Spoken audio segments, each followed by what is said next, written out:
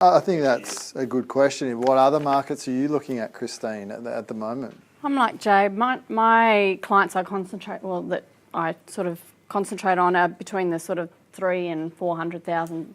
So that's concentrated in the southeast region.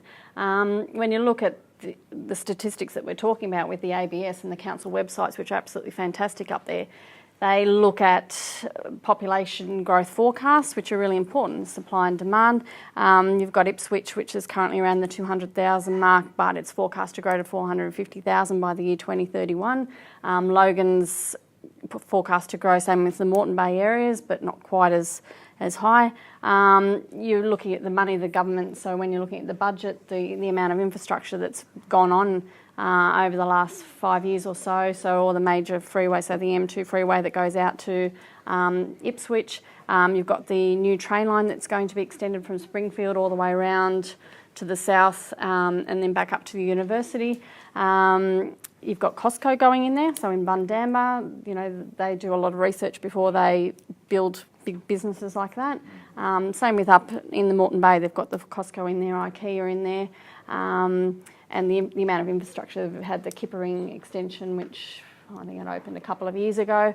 But when you're looking at... That was the train line? The train line, sorry, yeah, yep.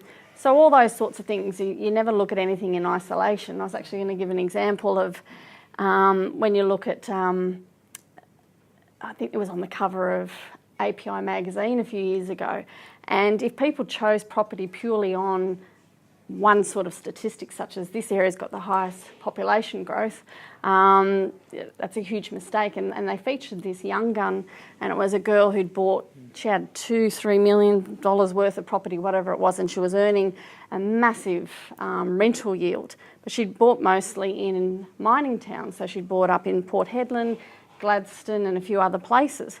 I think it was 2 years later, within 2 years later, when the resource boom had cut back a fair bit, all of a sudden she couldn't sell the properties, the rents had dropped dramatically. So when it comes to looking at statistics, you can't look at any of them in isolation. I know another investors who, I think New South Wales, one of the highest growing areas, it was Salamander Bay up at Port Stephens. And if you looked at that, you went, oh wow, I'm going to invest in there. But if you had the local knowledge, you knew that most of that median house price had increased purely because of the sales in one resort. And these were sort of, what are they called? The holiday lettings.